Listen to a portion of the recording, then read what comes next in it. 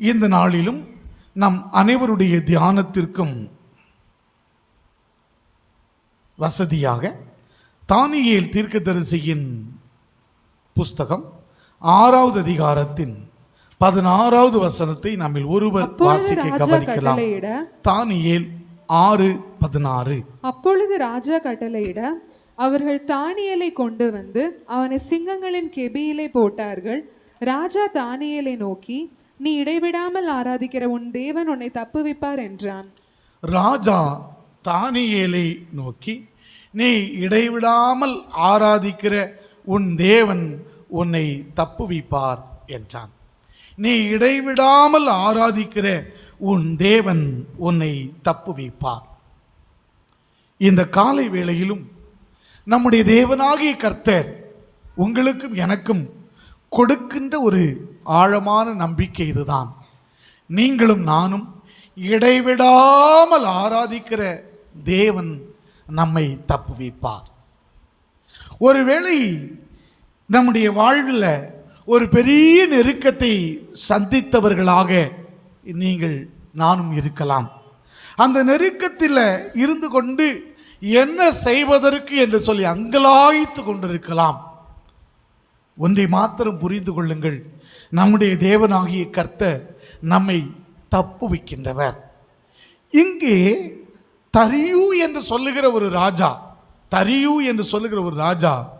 தானியேலை பார்த்து சொல்லுகிறார், நீ இடைவிடாமல் ஆராதிக்கிற உன் தேவனாகிய கர்த்தர் உன்னை தப்புவிப்பார் என்று அவன் சொல்லுகிறான்.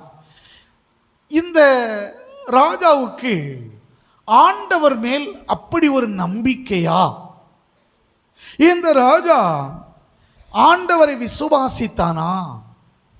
இந்த ராஜா ஆண்டவர் மேல ஆண்டவரை ஆழமாய் அறிந்திருந்தானா என்று கேட்போமானால் இல்லை. அவன் ஆண்டவரை விசுவாசிக்கிறவனா? இல்லை. ஆண்டவர் தப்புவிப்பார் என்பதை அவன் அறிந்திருந்தானா? இல்லவே இல்லை. அப்படி இருக்கும்போது இந்த தானியேலை பார்த்து உன் தேவன் உன்னை தப்புவிப்பார் என்று சொல்வதற்கு காரணம் என்ன அப்படின்னு கவனிச்சு பார்ப்பீங்கன்னா, இந்த தானியேலுடைய வாழ்க்கை இந்த ராஜாவை அதிகமாய் கவர்ந்திருக்கக்கூடும். ஏனென்றால் இந்த தானியேலை குறித்து சொல்லப்பட்டிருக்கிறது, அந்த காலத்தில் இருந்த அறிவாளிகளை, ஞானிகளை விட அந்த ஊரில் பாபிலோனில் பிறந்து வளர்ந்த அங்கிருக்கிற அந்த ஞானிகளை விட 10 மடங்கு அதிகம் ஞானம் உள்ளவன் தான் இந்த தானியேல். இந்த ஞானம் ஒருவேளை இந்த தரியு ராஜாவை கவர்ந்திருக்கலாம். இன்னும் சொல்லுவோமானால், இந்த தானியேலுடைய வாழ்க்கை முறைகள் ஒழுங்கும் கிரமமான ஒரு வாழ்க்கை அவன் கையிலே, அவன் வாழ்விலே இருந்தது. ஒழுங்கு என்றால் அப்படிப்பட்ட ஒழுங்கு.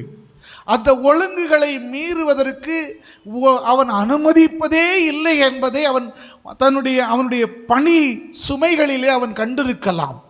என்னதான் பிறர் அழுத்தம் கொடுத்தாலும் அவன் பணிகளிலே அவன் சரியாக இருந்திருக்க கூடும். எனவே அவனுடைய பணிகள் இவனை கவர்ந்து இழுத்தது. அதனால இந்த ராஜா இந்த தானியேலை அறிந்திருந்தான். ஆனால் தானியேல் வழிபடுகிற தெய்வத்தை அவன் அறிந்திருக்கவில்லை. நீங்கள் அதனுடைய வேறு நம்முடைய தமிழ் அல்லாமல் வேறு மொழியாக ஆங்கிலத்தில் இருக்கிற வேறு சில பதிப்புகளை நீங்கள் வாசித்து பார்த்தீங்கன்னா தெரியும். அது எப்படி ஆனால், முடிந்த அளவு நான் முயற்சி செய்தேன் தானியேலே உன்னை தப்புவிப்பதற்கு, ஆனால் என்னால் தப்புவிக்க இயலவில்லை. நான் எந்த அளவுக்கு நீ தப்புவிக்கப்பட வேண்டும் என்று சொல்லி நான் போராடினேன். இனி ஹோப்லெஸ், எனக்கு நம்பிக்கை இல்லை. வேண்டுமானால் நீ நம்பி இருக்கிறாயே அந்த தெய்வம் உன்னை விடுதலையாக்கட்டும் என்கிற ரீதியில் தான் அவர் அந்த வார்த்தையை பேசினதாக சொல்லப்படுகிறது. நாம் இங்கே வாசிக்கும் போது நமக்கு என்ன தெரிகிறது? நீ ஆராதிக்கிற தேவன் உன்னை தப்புவிப்பார். அப்படின்னா என்னால தப்புவிக்க முடியலப்பா, என்னால தப்புவிக்க முடியல, நீ நம்புறியே, அந்த தெய்வம் உன்னை தப்புவிப்பார். எனக்கு அன்பான கர்த்தருடைய பிள்ளையே, இந்த தானியேல் இந்த ராஜாவை கவர்ந்து இழுத்தான். இந்த ராஜாவை கவனிச்சு பார்த்தீங்கன்னா தெரியும். அந்த வசனத்தை நீங்கள் வாசிக்கலாம். அப்பொழுது ராஜா கட்டளையிட அவர்கள் தானியேலை கொண்டு வந்து அவனை சிங்கங்களின் கெபியிலே போட்டார்கள். 14வது வசனத்தை வாசிங்க. 14. ராஜா இந்த வார்த்தைகளை கேட்டபோது தன்னில் மிகவும் சஞ்சலப்பட்டு, அதாவது இந்த தானியேலை சிங்க கெபியில் தான் போட வேண்டும், அவன் அரசனுடைய கட்டளையை மீறிவிட்டான் என்று அமைச்சர்கள் மற்றவர்கள் எல்லாரும் சொல்லுகிற அந்த வார்த்தையை கேட்டபோது, ஏன் அப்படின்னா இந்த ராஜா இந்த தானியேலை தப்புவிப்பதற்கு சில முயற்சிகளை செய்கிறான். முயற்சிகளை செய்தபோது அமைச்சர்கள் வந்து சொல்லுகிறார், ராஜாவே, நீர் உம்முடைய கட்டளை மாறாத கட்டளை, நீர் கட்டளை போட்டுவிட்டால் அவ்வளவுதான், அதை மாற்ற முடியாது என்று சொல்லுகிறார். சொல்லும்போது இவன் அதில் தப்புவிப்பதற்கு முயற்சி எடுக்கிறான். கேள்விப்பட்டதும் தானியேலுக்கு இந்த நிலையா என்று அவன் சஞ்சலப்படுகிறான். வாசிப்போமாமா.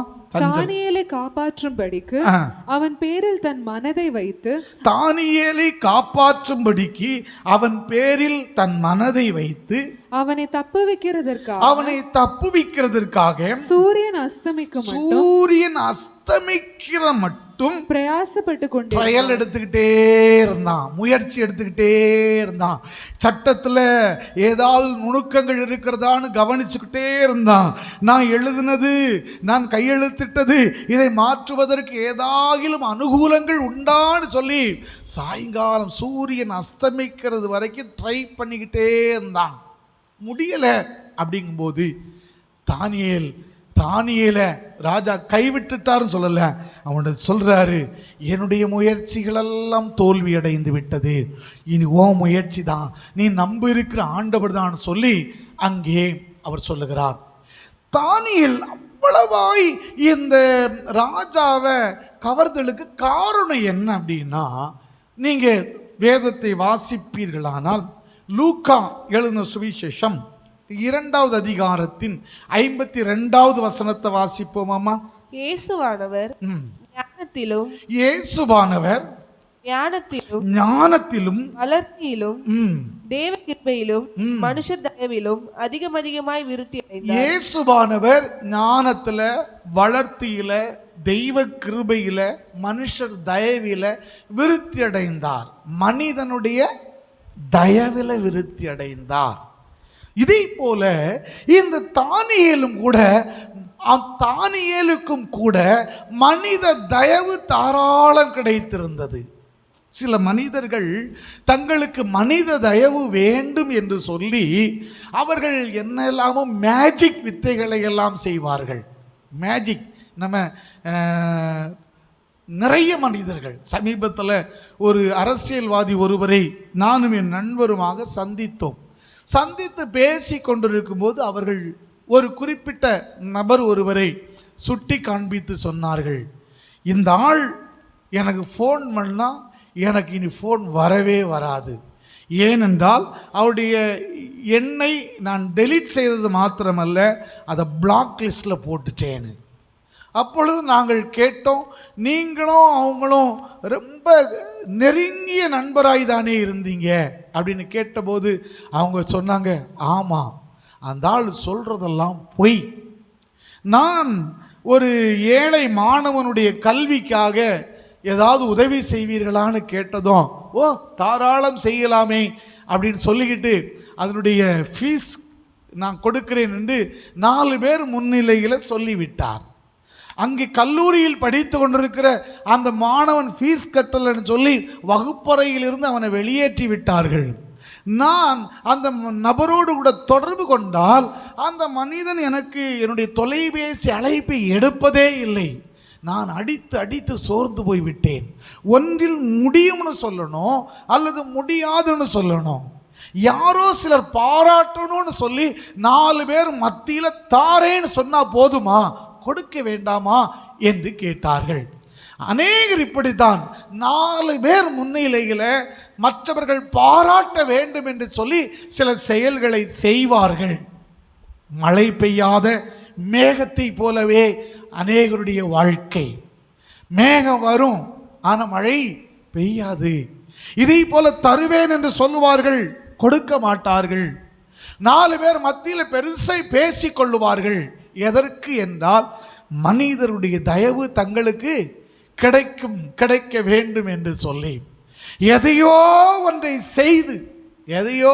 செய்து சூழ்ச்சியாய் வாழ்ந்து மனித தயவை பெறலாம் என்று தானியேல் இந்த ராஜாவின் தயவை இந்த ரீதியில் சம்பாதித்திருப்பானா என்றால் இல்லவே இல்லை. தானியேலுக்கு இந்த ராஜாவின் தயவு எப்படி தெரியுமா கிடைத்தது? அவனதுடைய வாழ்க்கை முறை, அவனை பார்க்கிற ராஜா, அவனுடைய பணிகளை கவனித்து கொண்டிருக்கிற ராஜாவை கவர்ந்தது அவனுடைய செயல்பாடுகள். அதனால என்னவோ மற்றெல்லார் மீது வைத்திருக்கிற அந்த பாசத்தை விட ராஜா தானியேல் மீது கொஞ்சம் அக்கறை அதிகமாகவே வைத்திருந்தான். இந்த ராஜாவை அங்கு இருக்கிற அமைச்சர்கள் எல்லாம் ஏமாற்றி வைத்திருந்தார்கள்.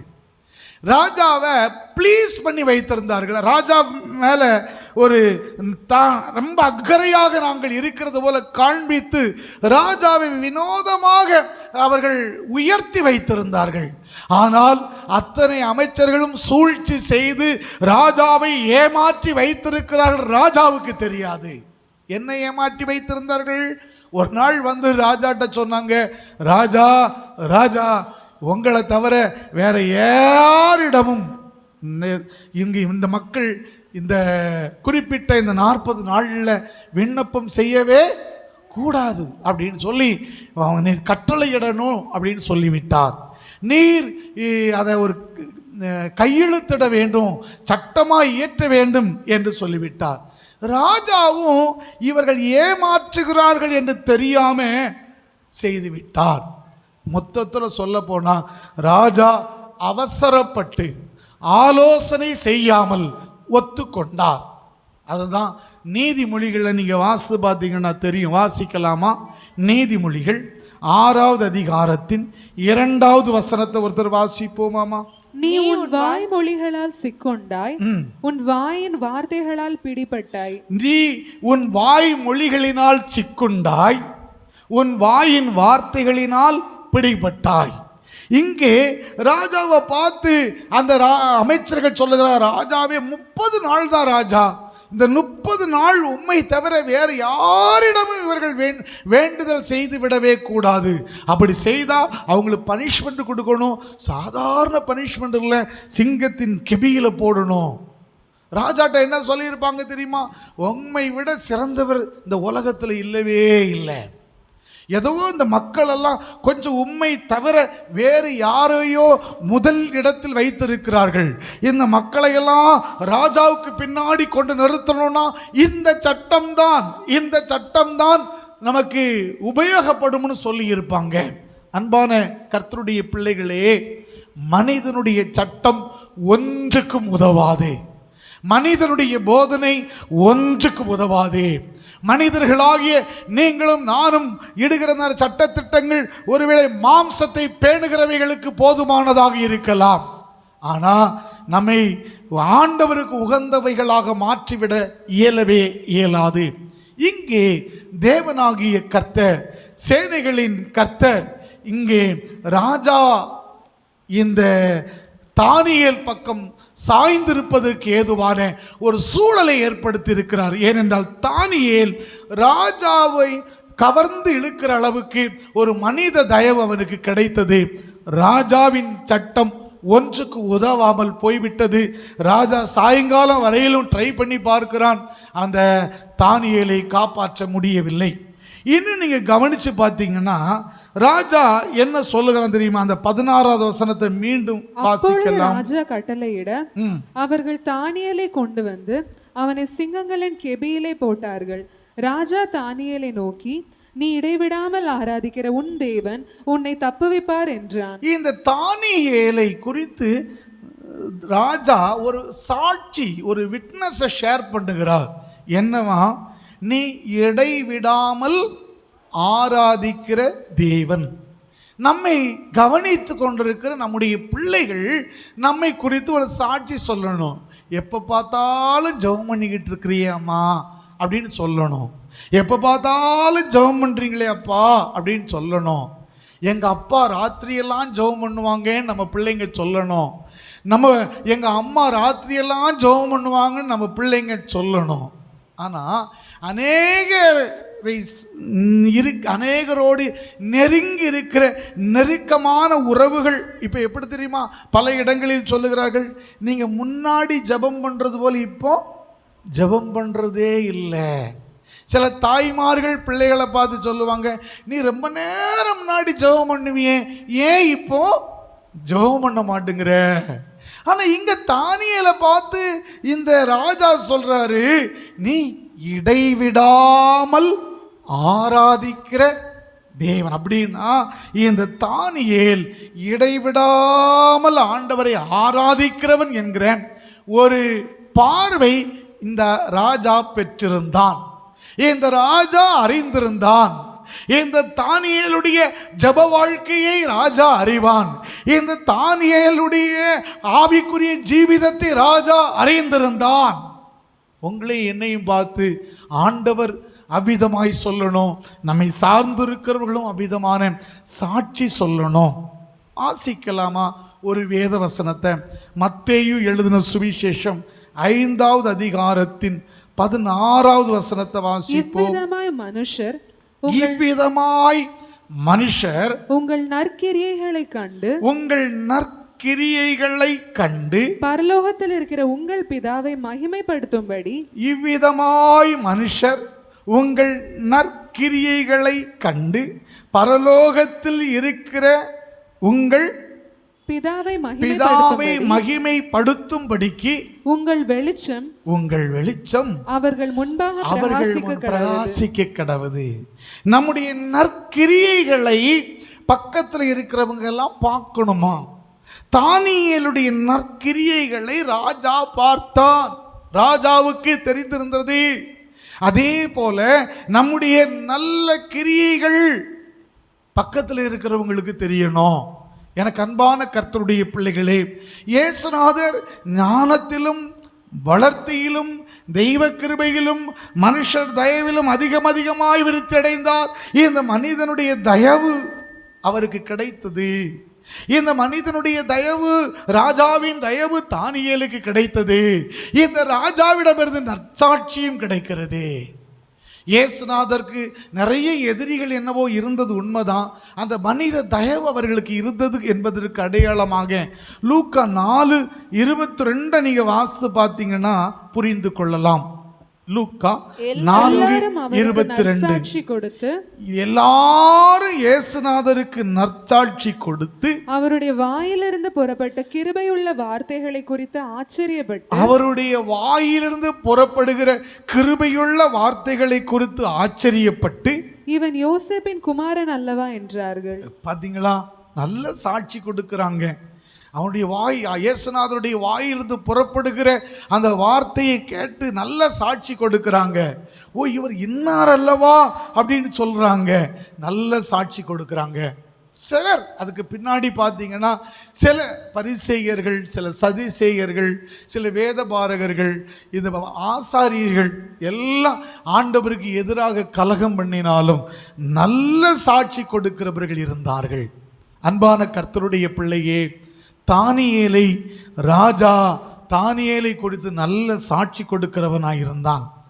இன்னும் கவனித்து பார்ப்போமானால் இந்த தானியேலை பார்த்து இந்த ராஜா, தரியு ராஜா, நீ இடைவிடாமல் ஆராதிக்கிற உன் தேவன் உன்னை தப்புவிப்பார் என்று சொல்றதுக்கு மிக முக்கியமான ஒரு காரணம் என்ன அப்படின்னா, இனி நம்பிக்கையே இல்லை, இனி உதவியே செய்ய முடியாது என்னால் அப்படிங்கிற ஒரு சூழ்நிலைன்னு சொன்னேன். வாசிக்க கவனிப்போம்.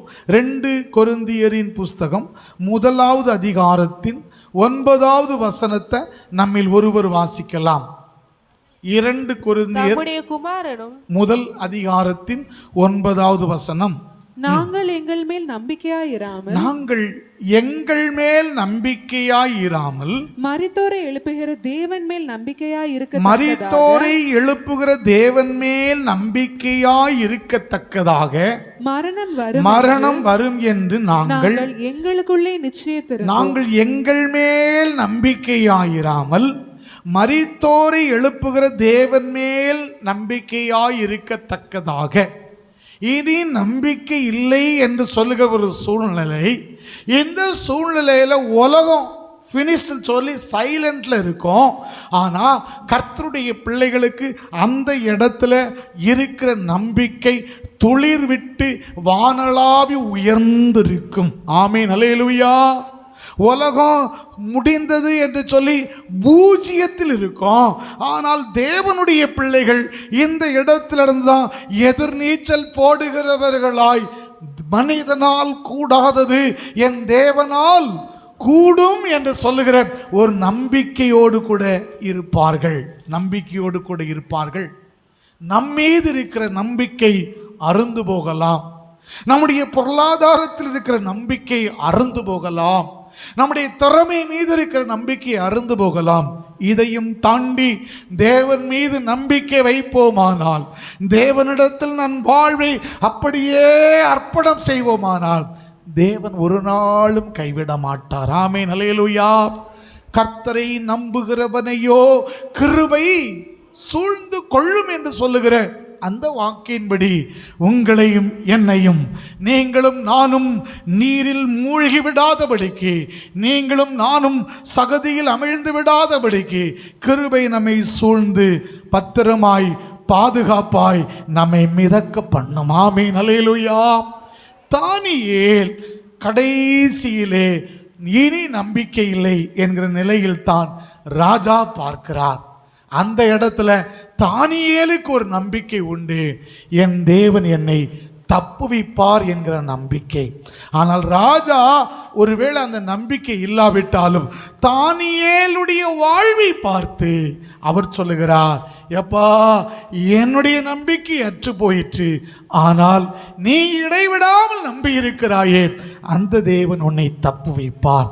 நான் சொல்லட்டுமா, உங்க வாழ்க்கையின் சூழ்நிலைகளை நான் பார்ப்பேன், ஆனால் என் நம்பிக்கை அற்று போகலாம். எனக்கு வாயிலே வார்த்தைகள் வராமல் இருக்கலாம், எனக்கு புத்தி உங்களுக்கு சொல்வதற்கு ஏதுவான புத்திமதிகள் இல்லாமல் இருக்கலாம். ஏன் எனக்கு என்று சொல்லுகிறதை விட உன்னை நேசிக்கிற உன் உறவுகளுக்கு, உன்னை நேசிக்கிற உன் தாய்க்கு, உன்னை நேசிக்கிற உன் தகப்பனுக்கு ஒருவேளை உனக்கு புத்தி சொல்லுவதற்கு வார்த்தையே இல்லாமல் இருக்கலாம். ஆனா அவங்க கடைசியா ஒரு வார்த்தை சொல்லுவார், நீ நம்பி இருக்கிறாயே மகளே, அந்த நம்பிக்கை உனக்கு வீண் போகாது. நீ நம்பி இருக்கிறாயே மகனே, அந்த தெய்வம் உன்னை கைவிட மாட்டார். நீ இடைவிடாமல் ஆராதிக்கிறாயே, அந்த தேவன் உன்னை தப்புவிப்பார் என்று சொல்லுவார்கள். ஆமென், அல்லேலூயா. இதுதான் உனக்கு சம்பவிக்க போகிறது. ஏன்னா உன் வாழ்க்கை அப்படிதான் இன்னைக்கு நின்றுகிட்டு இருக்கு. உன்னை பார்த்ததும் உனக்கு சொல்றதுக்கு வாயில வார்த்தை இல்லாம கண்களில் இருந்து கண்ணீர் தான் வருகிறது. உன்னை நேசிக்கிறவர்களுக்கு நான் சொல்லட்டுமா, சேனைகளின் கர்த்தர், நீ இடைவிடாமல் ஆராதிக்கிற என் தேவனாகிய கர்த்தர் உன்னை தப்புவிப்பார். மற்றவர்கள் உதறி நிற்கிற அந்த நேரத்தில், மற்றவருடைய உதவி உனக்கு ஒன்றும் செய்ய முடியாது இந்த வேளையில், என் தேவன் உன்னை தப்புவிப்பார். சிங்கம் வாயை பிளந்து கொண்டிருக்கிறது போல என் கண்ணுக்கு தெரிகிறது. உன் எதிர்காலத்தை விழுங்குவதற்கு காத்திருக்கிற விரியன் பாம்பை போல என் கண்ணுக்கு தெரியலாம். உன்னை நேசிக்கிற உன் தாய்க்கோ தகப்பனுக்கோ சகோதரனுக்கோ சகோதரிக்கோ தெரியலாம். என் தேவன் உன்னை தப்புவிப்பார். இந்த ஆராதனையிலே பங்கெடுத்திருக்கிற உன்னை என் தேவன் தப்புவிப்பார். நீ இடைவிடாமல் ஆராதிப்பது உண்மையானால், நீ மனித தயவை பெற்று வாழ்வது உண்மை, ஆனால் மனிதர்கள் சாட்சி கொடுக்கிற அளவுக்கு உன் வாழ்க்கை அமையுமானால் நிச்சயம் உன் வாழ்வு மேம்படும் மேம்படும். ஆமென், அல்லேலூயா. இன்னும் அந்த வசனத்தை நீங்க கவனிச்சு பார்ப்பீங்கன்னா, இந்த நிகழ்வுகள் மூலமாக இந்த நிகழ்வுகள் மூலமாக என்ன நடக்கிறது தெரியுமா? தேவனுடைய மகிமை வெளிப்படுகிறது. என்னவா, அடுத்த நாள் அன்று சூரியன் அஸ்தமிக்கிறது வரைக்கும் ராஜா ட்ரை பண்ணுறான், முடியலை, தப்புவிக்க முடியலை. அங்கே அவனை அந்த சிங்க கெபியில் போட்டு மூடி வச்சுட்டு வந்துட்டாங்க. எல்லாரும் நிம்மதியாக தூங்கியிருப்பானுங்க. ராஜாவுக்கு தூக்கமே இல்லை. மேளதாளங்கள் என் பக்கத்தில் வர வேண்டாம் அப்படின்னு சொல்லிட்டாரு. சரியாய் அவர் போஜனமும் பண்ணவில்லை, போஜனமும் வேண்டான்னு சொல்லிட்டாரு. காலையில் போனார் கெபிக்கு பக்கத்தில் போகும்போது வாசிக்கலாமா? 20வது வசனம். ராஜா கெபியின் கிட்ட வந்தபோது துயர சத்தமாய் தானியேலை கூப்பிட்டு, தானியேலே, ஜீவனுள்ள தேவனுடைய தாசனே, நீ இடைவிடாமல் ஆராதிக்கிற உன் தேவன் உன்னை சிங்கங்களுக்கு தப்புவிக்க வல்லவராயிருந்தாரா? சாப்பாடு இல்லை ராஜாவுக்கு, தூக்கம் இல்லை ராஜாவுக்கு. தானியேல் என்னை கவர்ந்தவன். தானியேலுடைய பணி நேர்த்தியான பணி. தானியேல் ஒழுங்கும் கிரமமாய் வாழ்கிறவன். தானியேல் முன்மாதிரியான வாழ்க்கை வாழ்கிறவன். தானியேல் சாட்சியுள்ள வாழ்க்கை வாழ்கிறவன். தானியேலுக்குள்ள விசேஷமான ஒரு அறிவு ஞானம் இருந்தது, விசேஷமான ஆவி இருந்தது. ஐயோ, இந்த தானியேலை நான் எப்படி இழப்பேன் அப்படின்னு நினைச்சுக்கிட்டே இருக்கும்போது இந்த தானியேலை சேனைகளின் கர்த்தர் அதிசயமாய் காப்பாத்தினாரான்னு தேடி அவன் காலையில் போய், தானியேலே, நீ நம்பின ஆண்டவர் உன்னை தப்புவிக்க வல்லமை உள்ளவராய் இருந்தாரா அப்படின்னு கேட்டதும் உள்ள இருந்து ஒரு சத்தம் வருது, ராஜாவே நீர் வாழ்க. ஆமென், ஹல்லேலூயா. எனக்கு அன்பான கர்த்தருடைய பிள்ளையே, தேவனுடைய மகிமை வெளிப்படுவதற்கு ஏதுவாய், தேவனுடைய வல்லமை வெளிப்படுவதற்கு ஏதுவாய் உன்னுடைய வாழ்க்கையில் இந்த நெருக்கங்கள். ரோமர் 8வது அதிகாரத்தின் 28வது வசனத்தில் பவுல் இவ்விதமாய் சொல்லுகின்றார். வாசிக்க கவனிப்போம். அன்றியும் அவருடைய தீர்மானத்தின்படி அழைக்கப்பட்டவர்களாய், அவருடைய தீர்மானத்தின்படி அழைக்கப்பட்டவர்களாய், தேவனிடத்தில் அன்பு கூறுகிறவர்களுக்கு, தேவனிடத்தில் அன்பு கூறுகிறவர்களுக்கு சகலமும் நன்மைக்கு ஏதுவாக சகலமும் நன்மைக்கு ஏதுவாய் நடக்கிறதாம். அல்லேலூயா. தானியேலே, நீ சிங்க கபியில விழுறதுக்கு, சிங்க கபியில போடப்படுறதுக்கு பின்னாடி ஒரு பெரிய விஷயம் இருக்கிறது, நன்மைக்கு ஏதுவான விஷயம். ஆமென், அல்லேலூயா. நீங்க தொடர்ந்து வாசி பார்த்தீங்கன்னா தெரியும். 24வது வசனத்துல தானியேல் மேல குற்றம் சாட்டின மனுஷரையோ வென்றால் ராஜா என்ன செய்தானா? அந்த சிங்க கபியில போட்டானா. தானியேலையோ என்றால் வெளியே தூக்கி விட்டானா. துரிதமாய் அவன் எல்லா ஜாதியாருக்கும் கடிதம் எழுதினானா. எல்லாருக்கும், தேசத்தின் எல்லா குடிகளுக்கும் கடிதம் எழுதி அனுப்புகிறானாம். தானியேல் வழிபடுகிற தேவனே தேவன், இந்த தேவனுடைய ராஜ்யம் அழியாத ராஜ்யம், இந்த தேவனுக்கு துதியும் ஸ்தோத்திரமும் கனமும் நாம் செலுத்த வேண்டும் என்று சொன்னானா. ஒரு ராஜா, தேவனை அறியாத ஒரு ராஜா, தேவனை அறிந்த தேவனுடைய மனிதனுடைய வாழ்வின் நிமித்தமாக சந்திக்கப்பட்டது மாத்திரமல்ல, முழு தேசத்திற்கும் தேவனை அறிவிக்கிற ஒரு தேவ மனிதனாய் மாறினான். அல்லேலூயா. மனிதனுடைய சக்திக்கு ஒரு லிமிட் உண்டு, ராஜாவுடைய கட்டளைக்கு ஒரு லிமிட் உண்டு, ராஜாவுடைய சக்திக்கு ஒரு லிமிட் உண்டு. ஆனால் என் தேவனாகிய கர்த்தருக்கு லிமிட் என்பதே இல்லை. ஆமென், அல்லேலூயா. விசுவாச வாழ்வு வாழ்கிற உனக்காக பரலோகம் என்ன பாதாளமே பேசும். உன்னை அழிக்க நினைக்கிறவர்கள் கூட, உன் அழிவுக்கு காத்திருக்கிறவர்கள் கூட உனக்காக பேசுவார்கள். ஏனென்றால் விசுவாசம் உன்னுடைய வாழ்க்கையையே புரட்டி போட்டுவிடும். விசுவாசத்தோடு கூட வாழ்ந்து கொண்டிருக்கிற உன் நிமித்தம் இந்த உலகம் தேவனுடைய மகிமையை காணும். இந்த காலை வேளையில் தேவனுடைய மகிமையை உன் நிமித்தம் இந்த உலகம் காண்பதற்கு ஏதுவாய் இந்த நெருக்கத்தின் பாதையிலே, ஒடுக்கத்தின் பாதையிலே, கொடூர சிங்கங்கள் நடுவிலே, கொடூர மனிதர்கள் நடுவிலே நீ நடத்தப்படுகிறாய். நீ புரிந்து கொள், தேவனிடத்திலே அன்பு கூறுகிற உனக்கு எல்லாமே நன்மையாய் முடிய போகிறது.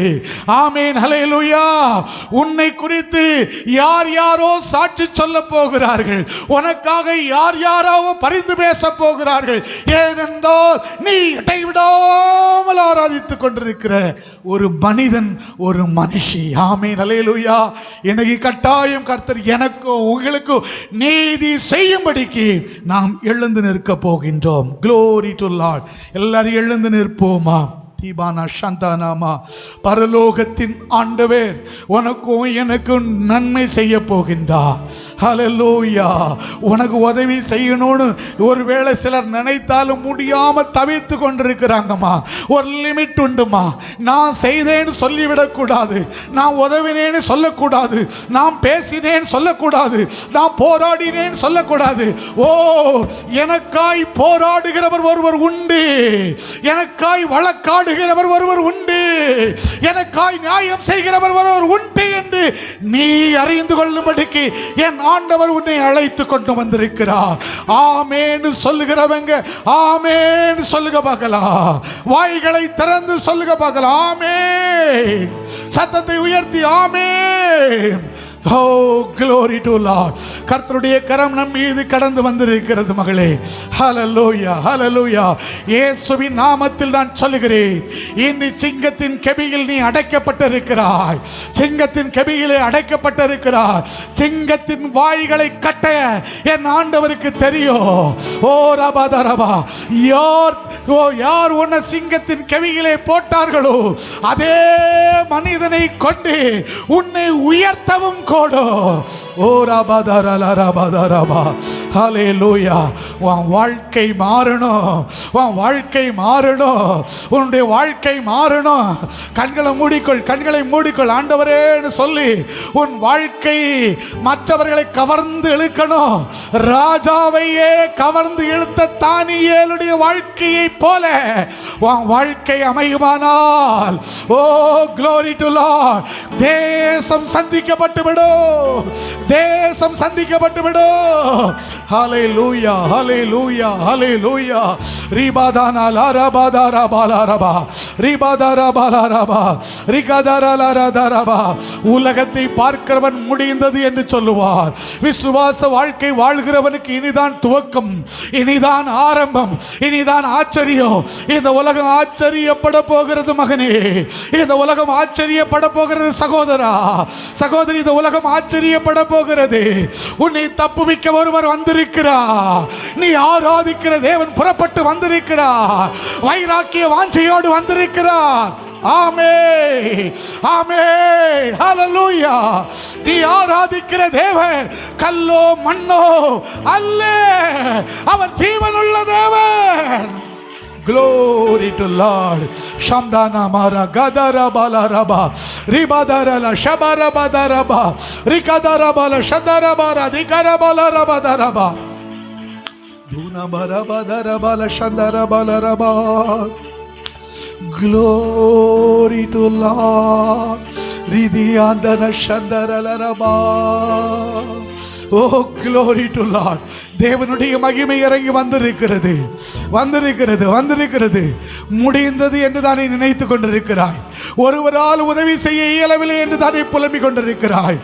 எஸ் எஸ் எஸ் எஸ் எஸ் எஸ் நீ இடைவிடாமல் ஆராதிக்கிற தேவன், நீ இடைவிடாமல் ஆராதிக்கிற தேவன், நீ நம்பி இருக்கிற தேவன், நீ சார்ந்திருக்கிற தேவன், நீ வழிபடுகிற தேவன் உன்னை தப்புவிக்க வல்லமையுள்ளவர், உன்னை தப்புவிக்க வல்லமையுள்ளவர். உன்னை கொண்டு இந்த தேசத்தை அசைக்க போகிறார்.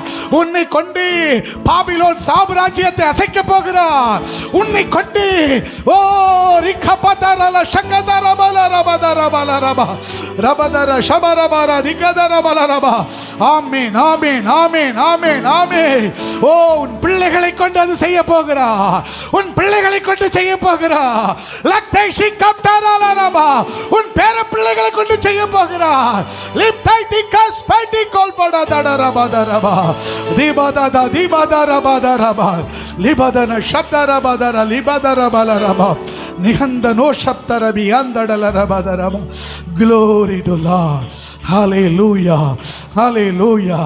Hallelujah. Hallelujah. Glory to Lord. Hallelujah. Hallelujah. அழிந்து போக வேண்டும் என்று நினைத்தவர்களை விட 1000 மடங்கு அதிகமாய் நீ நல்லா இருக்கணும்னு சொல்லி விரும்புகிறவர்களை கர்த்தர் எழுப்ப போகிறார். எழுப்ப போகிறார். உன் மீது ஒளிக்கிறது வெளிச்சம் அப்படியே பரவ போகிறது, பாய போகிறது. உன் சந்ததிக்குள்ள மாத்திரம் இல்ல, உன் குடும்பத்துக்குள்ள பாய போகிறது. எஸ், பெற்றுக்கொள்ளம்மா, பெற்றுக்கொள் பெற்றுக்கொள் பெற்றுக்கொள் பெற்றுக்கொள். Glory to Lord. தீபானா ஷகதன லகததபா ஸ்திபௌதன லதரதி அந்தனமா. வானத்தின் பலகணிகள் உனக்காய் திறக்கப்படுகிறது. நம்பி இருக்கிறாயே, நம்பி வந்திருக்கிறாயே, உன் நம்பிக்கை வீண் போவது இல்லை. இயேசுவின் நாமத்தில் நான் சொல்லுகிறேன், உன் நம்பிக்கை வீண் போகாது.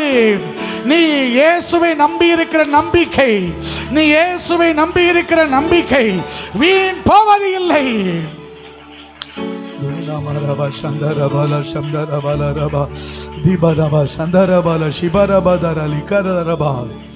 இந்த வாழ்நாளில் ஒன்று மாத்திரம் நீ நினச்சிக்கிடணும், ஒன்று மாத்திரம் நினச்சிக்கணும். மனித தயவு ரொம்ப ரொம்ப முக்கியம். நீ மிஸ்மேரேஜும் பண்ணி மனித தயவை வாங்கிட முடியாது. நடித்து ஏமாற்றி மனித தயவை பெற்றுக்கொள்ள முடியாது. உன்னுடைய லைஃப் ஸ்டைல், உன்னுடைய ஸ்பிரிச்சுவல் டெப்த் மனித தயவை உனக்கு நேராக கொண்டு வரும்.